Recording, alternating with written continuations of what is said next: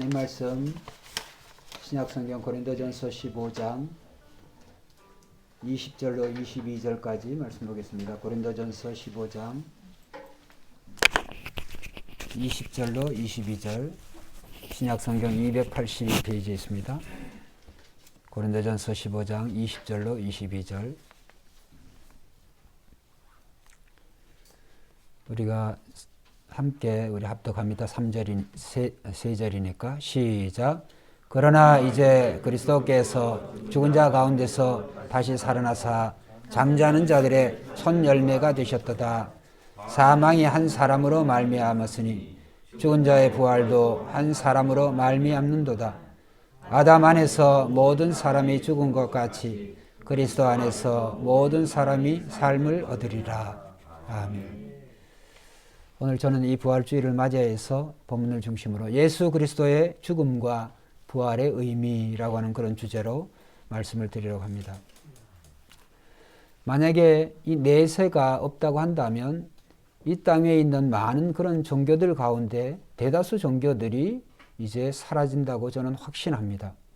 대부분의 모든 종교들이 내세에 대해서 그것이 극락이든 그것이 천국이든 어쨌든 그 내세에 대해서 이제 보통 그 종교라고 한다면 경전을 가진 종교라고 한다면 그렇게 다 가르치고 있습니다. 그런데 또 오늘 우리가 이 부활이 참 기독교에 있어서 다른 종교들보다 더욱더 차이가 나고 특별히 기독교는 부활의 종교인 줄로 믿습니다.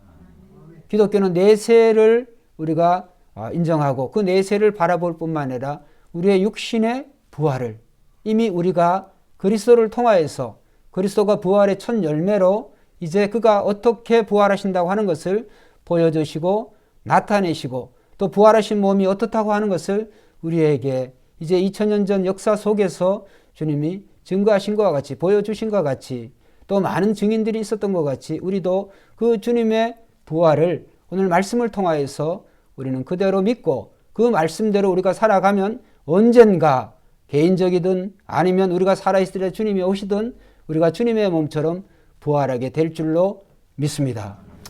일전에 제가 반지에 대한 그런 비유를 들으면서 그 말씀을 드렸습니다. 기독교가 즉 복음이 이 반지라고 한다면 우리가 여성분들 그 반지에 보면 그 반지에 이제 보석이 있죠. 물론 뭐 보석이 없는 그런 반지도 있겠습니다만 예를 들어서 금반지다. 그런 금반지에 그 보석이 있어요. 뭐 다이아몬드가 되어졌던 뭐 또 뭐 진주가 되어졌던 뭐가 되어졌던 그 보석이 있는데 근데 금반지 위에 보석을 그냥 붙일 수가 없어요. 그 보석을 잡고 있는 부분이 있어야 돼요. 그래서 기독교의 복음이 반지라고 한다면 그 반지 위에 그 보석을 붙잡고 있는 것이 뭐냐? 한번 따라합시다. 십자가다. 십자가요. 십자가가 그 보석을 붙잡고 있는 거예요. 그럼 그 보석은 뭐냐? 제일 반지에서 제일 빛나는 부분이 그 보석 아니겠어요? 그 보석이 부활인 줄로 믿습니다. 그래서 결국은 복음이 반지라고 한다면 우리가 남녀가 결혼을 해서 가정을 이루고 그러면 그 가정의 그 남녀의 그런 결혼의 증표로 이제 그 예물을 주고받는데 반지가 제일 중요하잖아요. 그래서 그 반지를 통하여서 내가 결혼했다. 내가 남편이 되었다. 내가 아내가 되어졌다. 라고 하는 것을 일평생 이제 그게 요즘 보니까 얼마 전에도 제가 결혼식 갔다 왔습니다만 뭐 주례 없이 막 하더라고요. 주례 없이 그냥 아주 축제예요. 둘이는 아주 좋은데 제가 볼 때 전통적인 그러한 우리가 기독교의 그런 예식으로 볼 때 예식이 아니고 하나의 그냥 세레모니 하나의 그냥 축제. 왜 그러냐 하면 하나님께서 아담과 하와를 만드시고 아담과 하와에게 하나님이 주례를 쓰셨어요. 할렐루야. 하나님의 말씀의 선포가 있고 그 말씀 앞에 하나님 앞에서 이제 남편은 남편대로 아내는 아내대로 아담은 아담대로 또 하와는 하와대로 내가 이렇게 이제 살겠다. 하나님께서 주례하시는 대로 그 말씀에 순종하며 살겠다라고 하는 것이 이제 이 결혼 예식인데 이런 예식의 의미는 사라지고 남녀가 성혼 선언문 해서 나 신랑 김은광은 신부 이금아에게 머리가 흰머리가 팥뿌리가 되도록 사랑에 변치 않고 영원히 죽을 때나 이렇게. 여러분, 그게 무슨 의미가 있어요? 내가 그렇게 하고자 하지만 그게 지켜지지가 않아요. 인간이 인간에게 하는 약속지고 그 약속이 일평생 가는 그런 약속이 없어요. 지킬 수가 없어요. 왜? 인간이 약하기 때문에. 그런데 결혼 예식은 달라요. 하나님이 주례 쓰신 것은 한번 따라합시다. 주례자가 책임지신다. 할렐루야. 주례자이신 하나님이 그 가정을 책임지신다는 거예요. 주례를 쓰셨기 때문에. 근데 서로가 이제 남편은 남편대로, 아내는 아내대로, 신랑은 신랑대로, 신부는 신부대로 각자 이 가정을 꾸리려고 하니까, 지켜지려고 하니까 안 지켜지죠. 안 지켜지죠. 그래서 우리는 이러한 문화부터 벌써 기독교의 정신에 어긋난다라고 하는 것을 먼저 말씀을 드립니다. 그래서 우리는 중요한 것은 오늘 모든 인류가 이 복음이 참 중요한데, 복음이 뭐냐? 굿뉴스다. 뭐가 굿뉴스냐? 범죄한 인류의 결국이 죽음의 과정에 이르는 건데, 돈이 있든지 돈이 없든지, 건강하든지 건강하지 못하든지, 부귀가 있든지 영화가 있든지 없든지, 모든 사람들은 다 태어난 모든 사람은 죽음이라고 하는 그 과정을 다 가는 거예요. 중요한 것은 한번 따라해보세요. 죽음 후에 모든 인간은 반드시 부활한다. 모든 인간이 다 부활하게 돼 있어요. 왜? 하나님의 그건 약속이에요. 왜?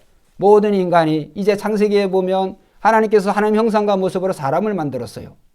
하나님의 형상과 모습으로 사람을 만드는데 그것을 흙으로 만들든, 그게 무엇으로 만들든 하나님이 만드신데 뭐를 따라서, 하나님의 모습을 따라서 형상을 따라서 만들었기 때문에 인간은 죽을래야 죽을 수가 없어요. 그런데 이 아담과 하와가 하나님 말씀에 불순종하는 말미암아 죽음이 온 거예요.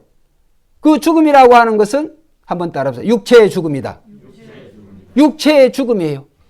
육체의 죽음이라는 것은 인간 한계를 가진 그런 인간이 그런 존재가 되어졌다는 거예요. 하나님의 말씀에 그들이 순종을 했으면, 여러분, 범죄한 영혼도 아담이 보면 아담이 900년이 넘게 살았어요. 그 후에 이 노아의 홍수 이전까지 사람들의 보통 그 평균 수명들이 800년, 900년 거저 막 이렇게 막 살았어요. 무드셀라 같은 사람은 969년을 막 살았어요.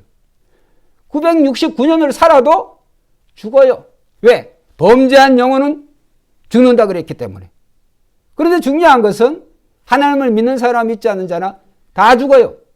근데 중요한 것은 모든 인류가 다 살아난다. 살아날 때에는 두 가지 이제 심판으로 나가야 되는데, 하나는 생명의 부활로, 즉 하나님의 의로운 상급의 부활로, 즉 예수 믿는 자들의 부활로, 주님의 몸처럼 우리가 주님 예수 그리스도를 믿음으로 말미암아 주어지는 의의 부활을, 의로운 부활을 함으로, 의로운 부활을 하는 자들은 천국에 지금 주님이 계시는데 주님과 똑같이 천국에서 살게 되는 줄로 믿습니다.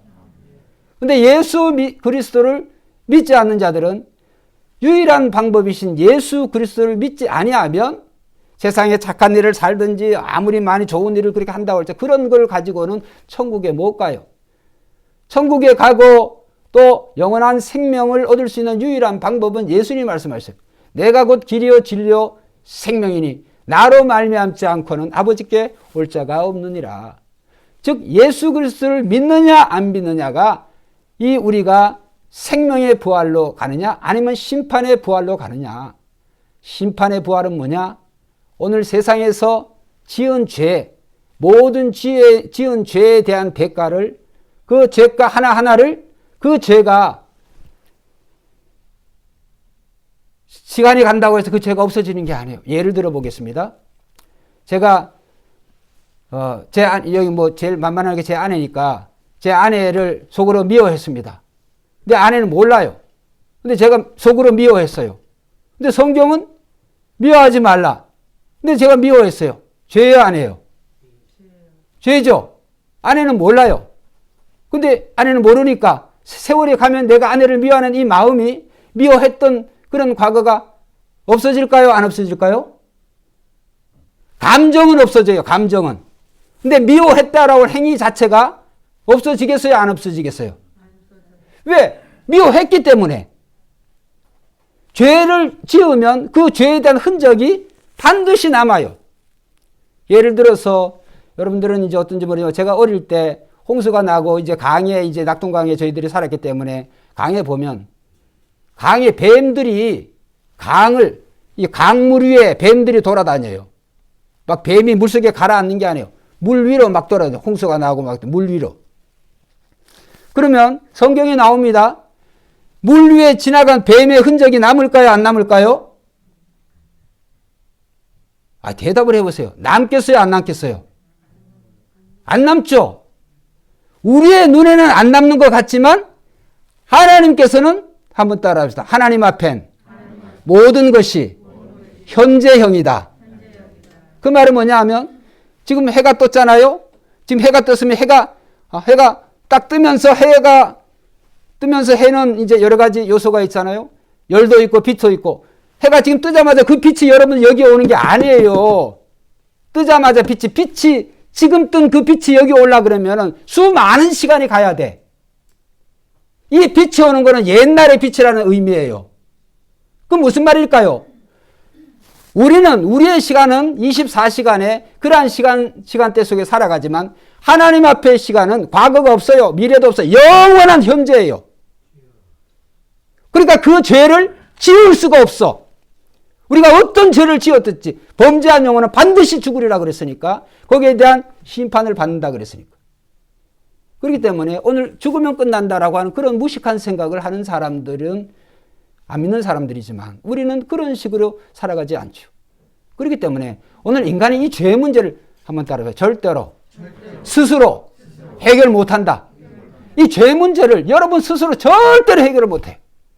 아유 목사님, 내가 도둑질 하다가 걸려서 감옥에 갔습니다. 3년형을 받았습니다. 내가 1년형을 받았습니다. 감옥에 갔다 오면 죄가 용서가 됩니까?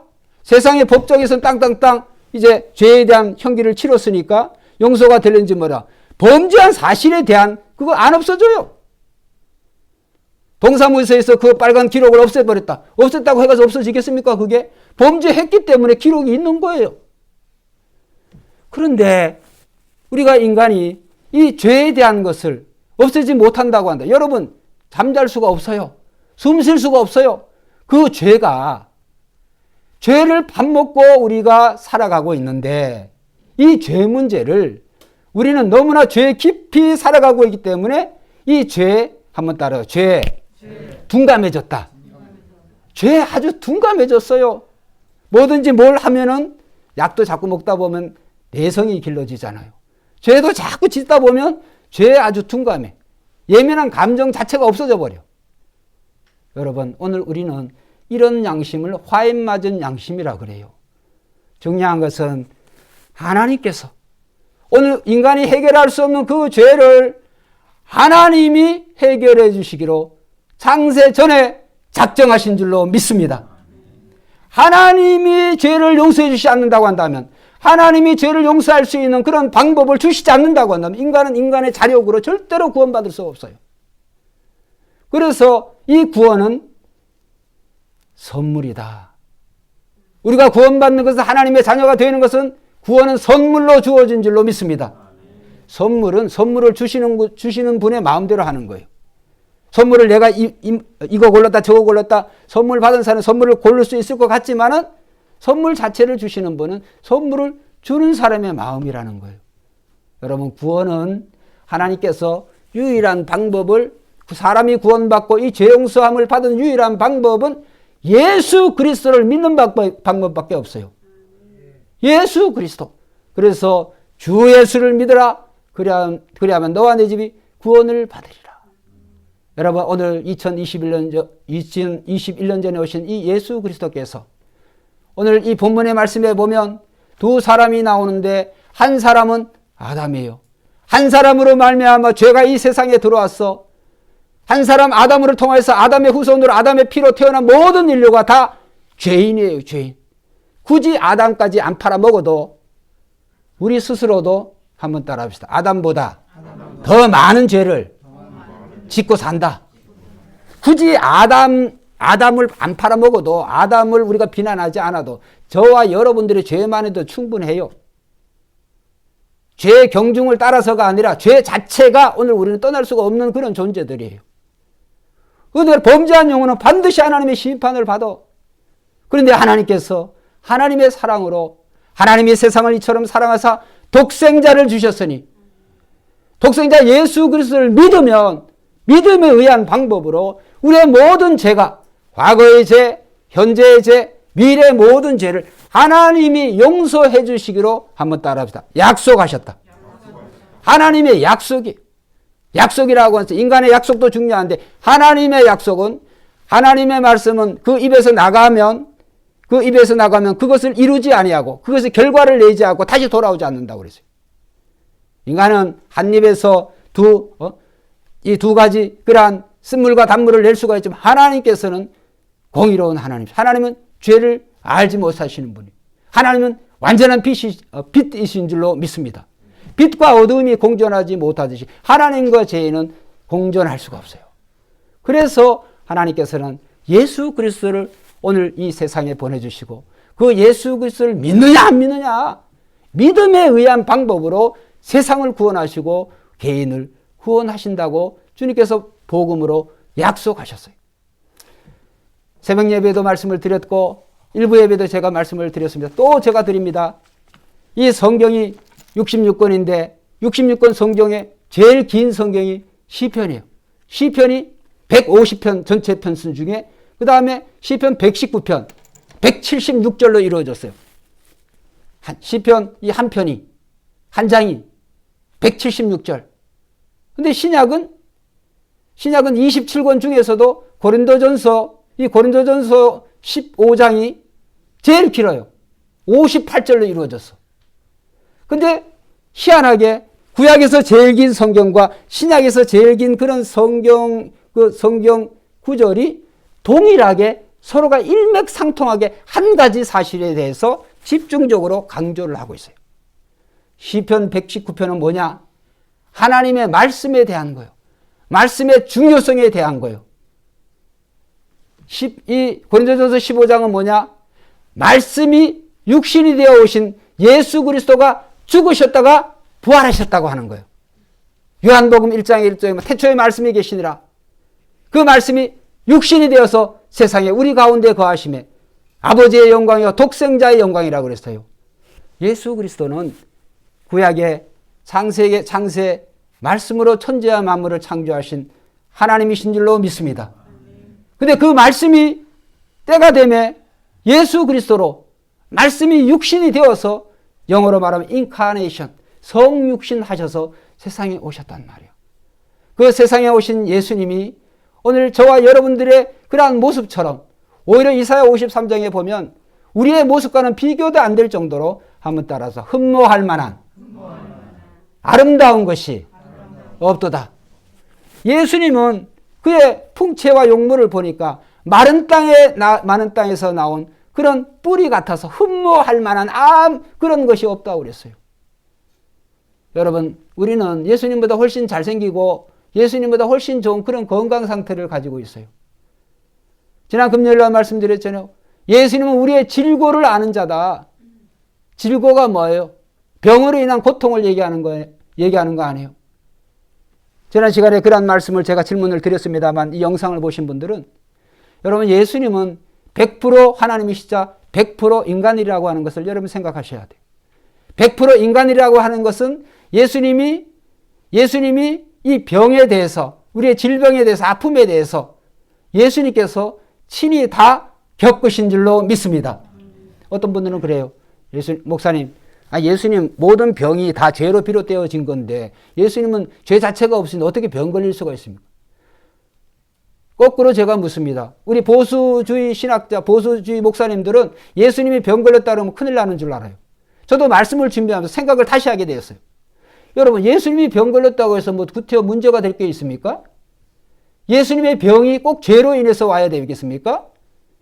예수님이 예수님 당대에도 병 걸린 자가 예수님 저거 누구의 죄 때문에 저렇습니까? 이럴 때 죄 때문에 생긴 게 아니라 한번 따라해보세요. 하나님 앞에 영광을 돌리기 위해서. 그 사람에게 병자에게 병이 된 게 하나님께 영광을 돌리기 위해서 누구의 죄 때문에 그 병자가 된 게 아니라고 그랬어요. 저는 오늘 질고를 아는 자다. 또 예수님의 간고를 많이 겪었다라고 하는 그 의미는 뭐냐 하면 예수님이 병을 앓으신 거예요. 그래서 원어적인 해석을 보면 병을 달고 살으셨어. 근데 병을 달고 살았다고 해서 그게 우리에게 큰 문제가 될 거 있어요? 저는 더 은혜가 돼요. 예수님의 병을 걸리셔 봤어. 예수님이 이 코로나에 이 어떻게 보면 두려움과 이러한 것들은 미리 이전에도 전염병들이 많이 있었으니까 예수님 이런 것들을 다 경험해 보셨어. 여러분 그러기 때문에 오늘 우리의 질병뿐만 아니라 인생의 모든 그러한 고통들을 예수님이 친히 다 경험하셨다. 할렐루야. 은혜가 더 되잖아요. 은혜가 되잖아요. 문둥병 걸린 사람도 예수님도 그러한 문둥병에 대한 그러한 경험이 있어. 왜? 원어적인 의미로 질고를 안다라고 하는 것은 예수님이 그 병과 함께 생활하셨다고 하는 의미가 되어지는. 그런데 더 은혜가 되어지잖아요. 굳이 예수님의 그 인성을 그런 식으로 보호 안 해도 예수님의 병은 안 걸렸지만 그 박윤선 목사님 같은 경우는 해석은 병에 안 걸렸지만은 병에 대한 그 심정을 그 동정심을 가지고 충분히 이해하신다. 가볍게 여기신다. 그렇게 해석을 해요. 굳이 그렇게 해석하지 않더라도 여러분 꼭 병에 대한 것을 예수님이 죄가 있어서 병을 가지신 게 아니에요. 예수님이 죄가 있어서 인간으로 오셨습니까? 한번 따라해보세요. 하나님의 선물로 은혜로 성육신 자체가 죄로 인해서 되어진 게 아니에요. 왜? 예수님은 남자와 여자, 정자와 난자를 통해서 예수님이 나신 게 아니에요. 예수님은 성령으로 태어나신 줄로 믿습니다. 성령으로. 아담과 하와의 그런 피 한 방울 물 한 방울 섞이지 않았어요. 그런데 똑같은 예수님, 그 예수님이 이 육신으로 마리아의 몸을 통해서 이 세상에 오시고 성육신을 하신 예수님이 오늘의 모든 우리의 질병뿐만 아니라 모든 이제 병으로 인한 그런 고통, 우리의 모든 인생을 살아가는데 모든 그런 아픔과 그런 고난과 어려움들을 주님이 다 겪으신 거예요. 그래서 이사야 선지자가 볼 때는 정말 마른 땅에서 나온 그런 뿌리와 같다. 꺼져가는 심지와 같고 예수님은 상한 갈대와 같다. 갈대도 갈대인데 상한 갈대. 정말 이런 예수님이 이런 모습으로 세상에 오신 것은 오늘 모든 사람을 다 구원하시기 위해서인 줄로 믿습니다. 여러분 건강한 자에게는 의사가 필요가 없지만 건강하지 못한 자에게는 의사가 필요해요. 이 세상에는 건강한 사람이라고 자기 스스로 건강한 사람이라고 착각하는 사람들이 있지만 한번 따라합시다. 하나님 보시기에 다 병자들이다. 죄로 인해서 먹고 살아가는 그런 병자들, 환자들이 하나님의 입장에서 볼 때. 그런데 오늘 우리가 의인은 없나니 한 사람도 없다고 그랬어요. 그래서 우리는 예수 그리스도가 이 세상에 오셔서 정말 그 예수 그리스도가 아니면 저와 여러분들이 이 세상에 살아갈 수 있는 희망도 용기도 소망도 아무것도 없어요. 우리의 모든 죄를 용서해 주시는 유일한 방법으로 예수 그리스도를 이 땅에 내시고 그 예수 그리스도를 믿느냐 안 믿느냐가 오늘 우리의 부활을 어떤 부활로 나아가게 되느냐라고 하는 것을 책임지게 하시는 거예요. 그래서 오늘 우리는 이 말씀을 통하여서 오늘 말씀이 육신이 되어서 이 예수 그리스도께서 세상에 오셨는데 그는 어떻게 사셨느냐? 한번 따라합시다. 섬기는 종으로. 섬기는 종으로. 그래서 그것이 하나님을 사랑하는 사람은 예수님처럼 하나님을 사랑하는 사람이 어디 있겠어요? 그러나 하나님을 사랑하는 사람은 이와 같이 내 이웃을 내 몸과 같이 사랑하라. 예수님 그것을 보여주시려고 내 이웃을 내 몸과 같이 어떻게 사랑하라? 죽기까지. 그렇죠? 사람이 자기 친구를 위하여 목숨을 버리는 가장 큰 사랑이라고 그랬잖아요. 예수님이 그 친구로 부른 그 나사로를, 죽은 친구 그 나사로를 예수님께서 죽었던 그 친구를 예수님이 부르심으로 말미암아 죽었던 생명이 살아나게 되어졌어요. 근데 중요한 것은 나사로가 살아나서 지금까지 계속 살아있는 게 아니에요. 그는 또 죽었어. 중요한 것은 예수님께서 다시 살아난 그 나사로를 위해서도 예수님의 십자가의 죽음은 그에게 영원한 부활을 약속하신 줄로 믿습니다.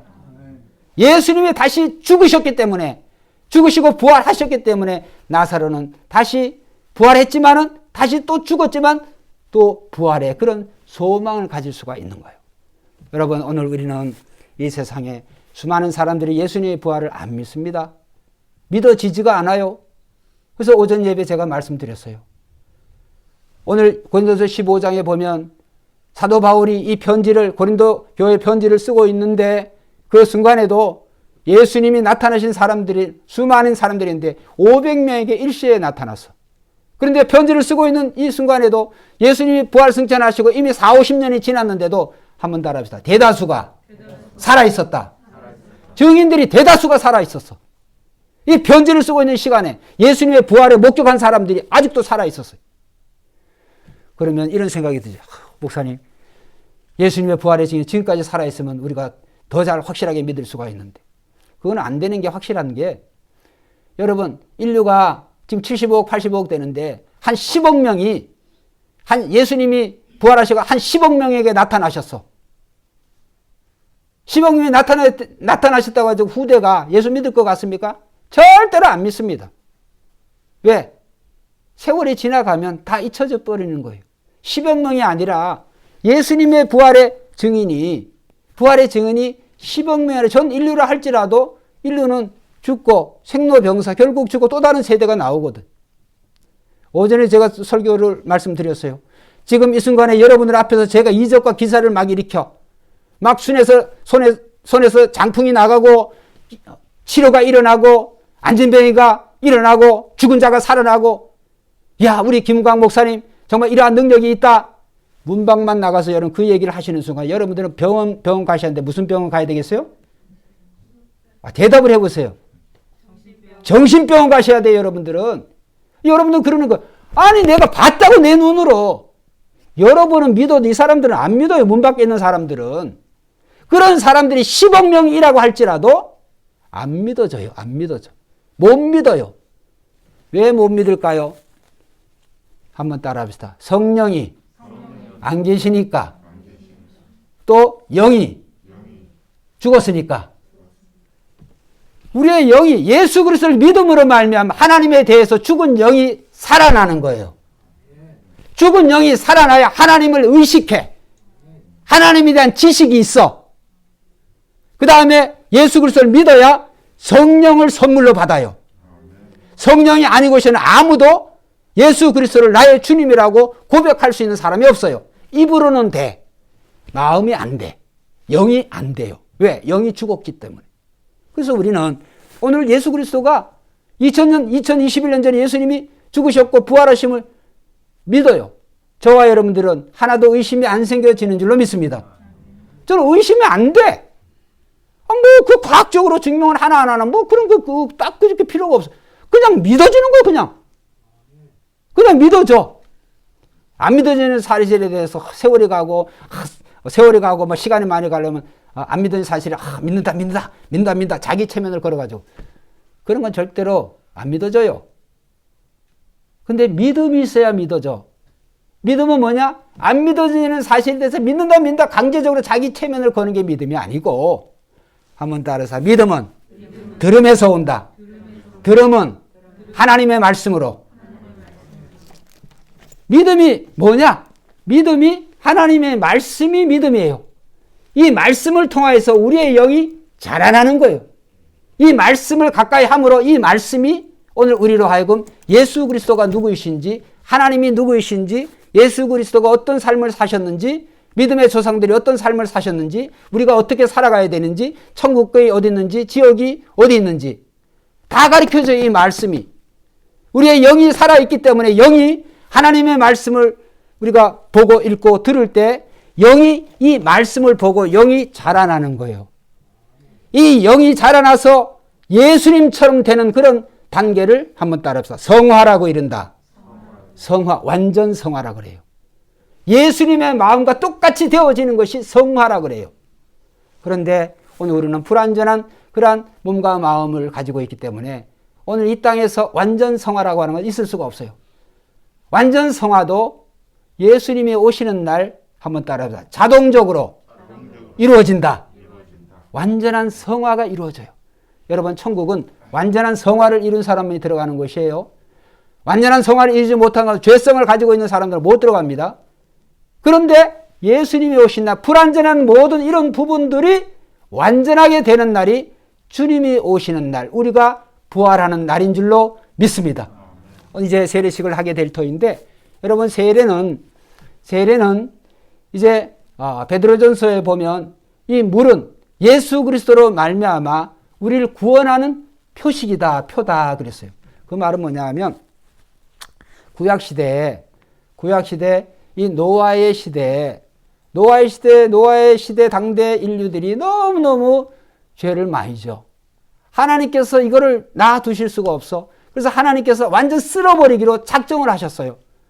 그래서 하나님께서 이 노아를 통하여서 이제 홍수로 세상을 심판한다. 그래서 복음을 전하게, 그게 복음이잖아요. 살아나는 방법이니까. 그런데 노아가 100년이 넘는 세월 동안에 복음을 전했어.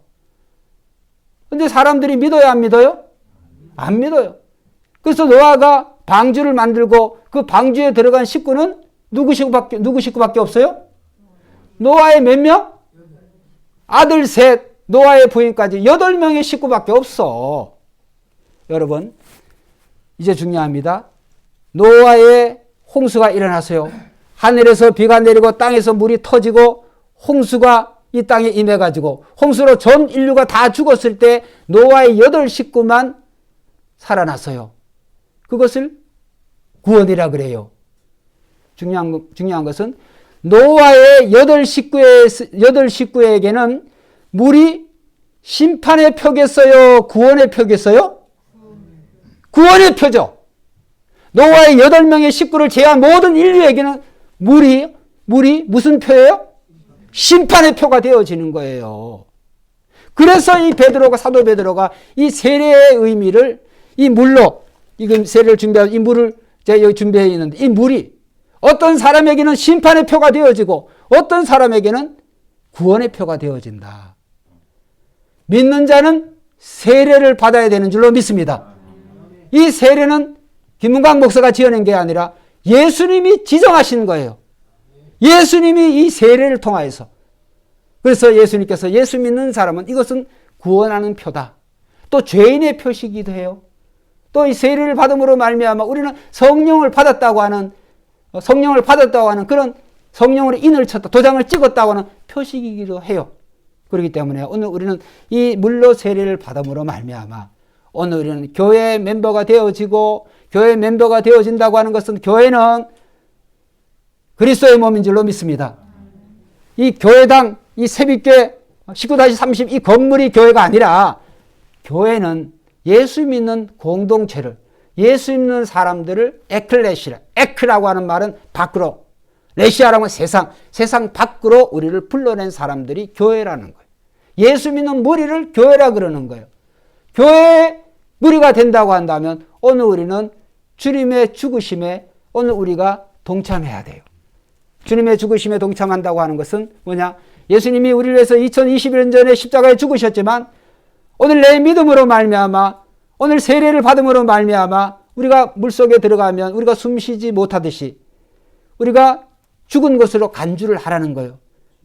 예수 그리스도가 2021년에 죽었지만은, 내가 지금 살아있지만은 죽은 것으로 여기라는 거예요. 예수님이 죽은 것은 나의 죄를 위해서 죽었다고 하는 사실에 대해서 그것을 그렇게 여기라는 거예요.